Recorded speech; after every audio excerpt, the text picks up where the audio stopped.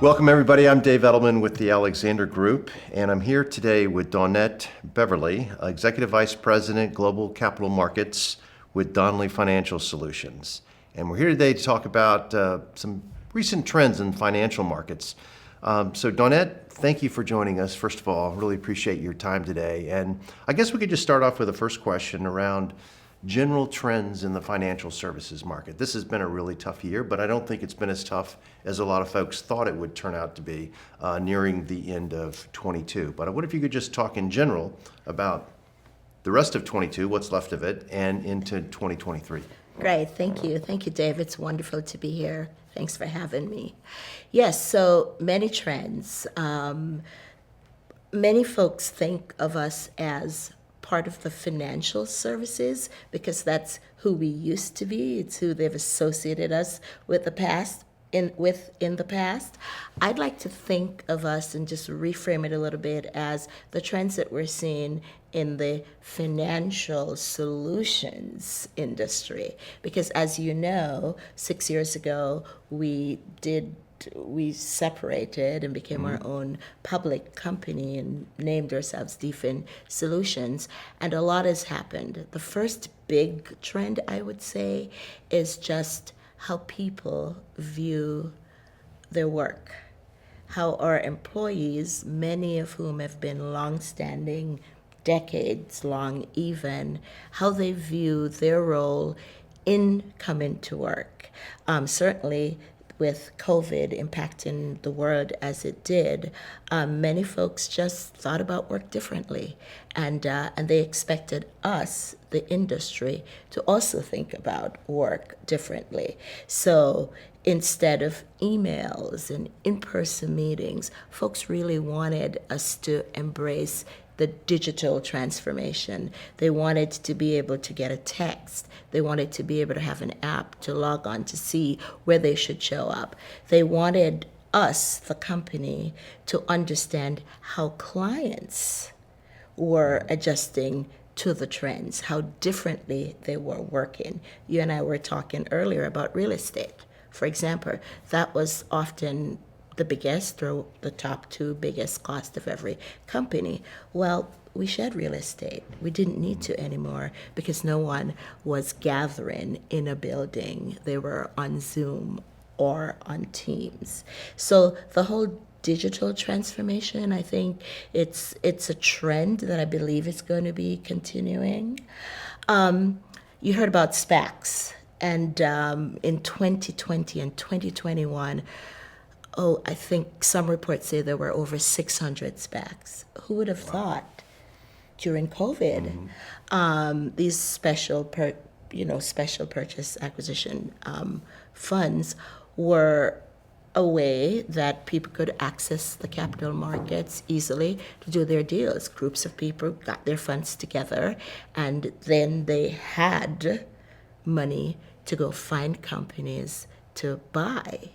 And many of them have been hugely successful. And that was a big reason for a huge financial success in 2020 and in 2021. We could never have predicted that. Now, 2022, different story. They have tapered off significantly. And the third trend, which is an exciting one for me personally and for us at DFIN, is that because strategically we said we were going to be a software company, we were transforming from the financial services to a SaaS business, it helped us because our focus in 2022 is really to make sure that our software products, Venue, Active Disclosure, eBrevia as an example, that was our focus, and Right. that we were getting recurring revenues. And I think a lot of companies have realized that software, fintech, has to be your purpose if you're going to survive the recession, regardless of when it is, how long it lasts, or how many times you go through this. So I hope that helps answer it. In summary, how people view themselves and expected you as the employer to view them, Yes. right? How technology, the digital transformation that's just happening worldwide, how that has impacted the work that we're doing and how our customers expect us to do the work. And then the financial vehicles that emerged, which I call fintech vehicles, frankly, that helped shape us, and here we are. Yeah, that's great insight. I mean, as you think about your transition to SaaS, to as a service, and the proportion of business that's SaaS versus the more traditional business at DFIN, how does that really affect the planning with under this umbrella of slower growth or anticipated headwinds in 2023? So you could see I'm smiling. I light up when I have to talk about this. Our CEO, whom you know, Dan Lieb, his executive team, and the board made it very, very clear when we became our public company 6 years ago what our purpose was going to be. You talk to anybody else and you say, what's your purpose? Our purpose is software. Everybody knows that. But not only did they say what it was, they enumerated the steps we were going to take once from day one of our company to 5 years out, 7 years out. First, they said very, very clearly, and it was communicated often, repeatedly, over and over, quarterly talks, monthly talks. I have a weekly call with my team. On our weekly calls, everyone communicated this because we wanted to make sure it was clearly embedded and understood. We were going to be 44 by 24, which meant, quick, easy slogan, 44 by 24. 44% of our revenues would be software by the year 24. So therefore, it didn't mean that the rest of our business was not important. It's still the larger percentage, and frankly, needed it to boost the investment in the technology so that we could get to our goal of 44 by 24. We're well on our way. It's now 2022, almost 2023, and guess what? Of course, that goalpost has moved. So now it's 66 by 26, or 60. So we're making it very, very clear. So that's the first thing. Communications, the clarity of it, the repetition of it, everywhere you go. And if you look on our website, if you talk to investors, if you listen to any of our investor calls, it's very, very clear that's what we're doing. So that's one. Two, communicating is important, but it's not the only important thing. You have to then align your teams who, for decades, sold this product and that product and this service, and took pride in the relationships that were cultivated to be able to do an IPO, to do a major M&A transaction, to do a tender offer. You had to tell those people, while I've appreciated it for all these decades that you did it, thank you very much. Now I want you to do that. But what's even more important to me now is that you are able to convert that into selling software, into software. So if you get the IPO, great, we want the IPO. But did you get the virtual data room that preceded the IPO? And have you signed up a 3-year contract for the active disclosure to manage the client's compliance for at least 3 years, or 2 years, or 5 years, right? That's a very, very different message to folks who, quite frankly, some are not able to accept that. Because you know how software is. You could sign a contract and it's only $100,000 a year. You could do a deal and it's $1 million, right? So we have had people in our culture for so long who I don't want to sign. I don't care if it's 3 years. I don't want 300,000. I want to do 2 deals a year, $2 million. They're big deal makers. That's what they they're want. deal makers, right? So managing the people has been, I would say, our biggest, I'm not going to say challenge, I'm going to say opportunity. Right. Because the people who report directly to the people who report to me fall in that category mostly. Understanding. But it's really just making them see and be part of the dialogue that this doesn't mean that you're no longer relevant or good. It means that I need you to take those amazing relationships that you have nurtured all these decades, and I need you to tell them, Dave, I want that IPO, but Dave, you better make sure I've gotten that data room, and Dave, I need you to sign up now, not after the IPO is done, because guess what? We have competitors who are only focusing on after your IPO is done. So if you're not closing it and locking in it now, you're doing us a disservice, because frankly, that $150,000 a year for 3 years is more It's worth more. important to the company and our future and our valuation than this one and done Yes. $1 million. Totally different mentality. Totally going different. in as a SaaS salesperson. Yes. And And pre-deal. so with that comes the culture. Culture is not just about people and the water cooler and, it's about benefits. It's about your total well-being. It's about how you end relationships and how you start relationships. It's how you train. It's how you develop. It's how you incorporate inclusion and diversity. It's your focus on ESG. All of that is culture.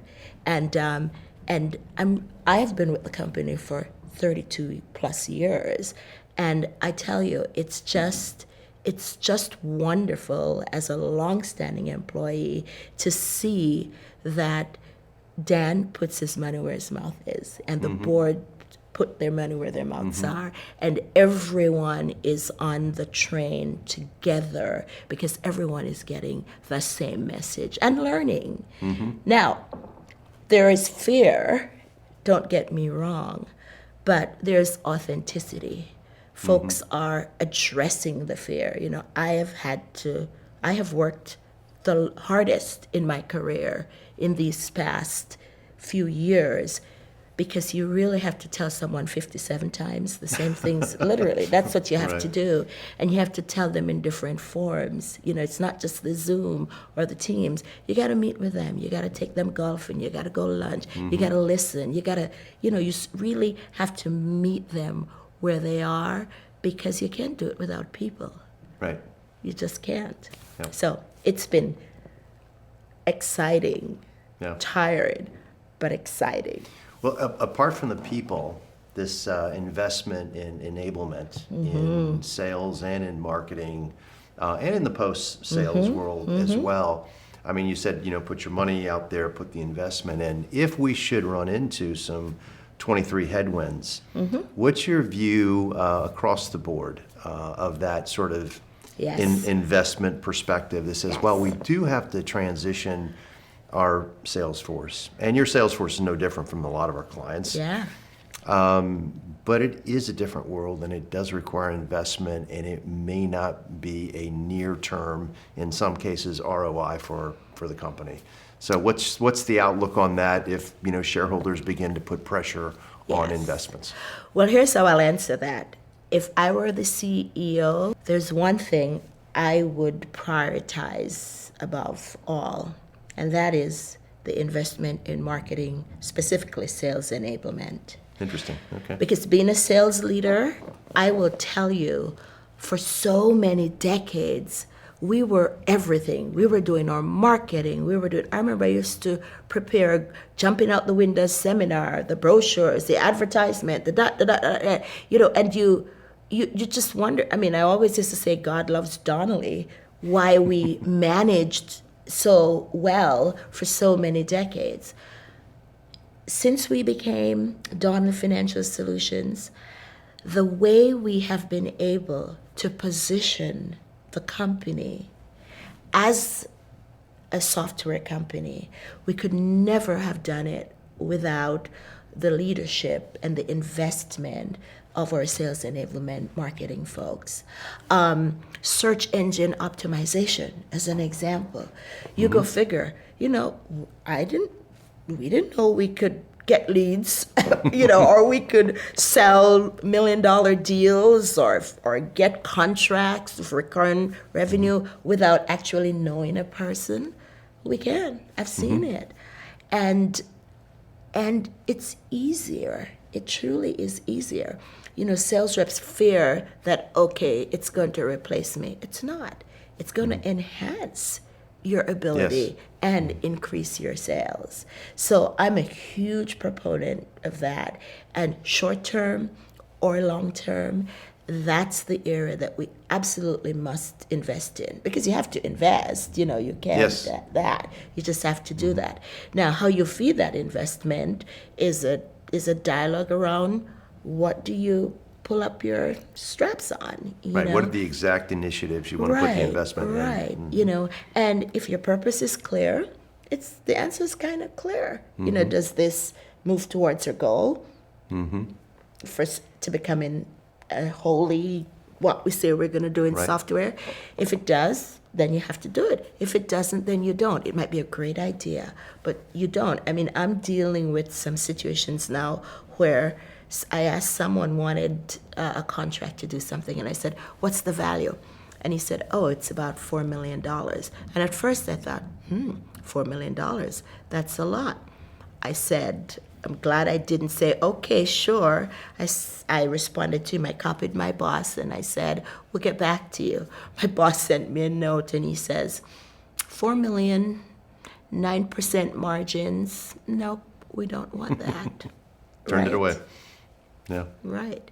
So those are the decisions you need to make, because it will take resources, and resources are costs and time and money to service that business. But that business does not align with our purpose. So the answer is no. So it's easy.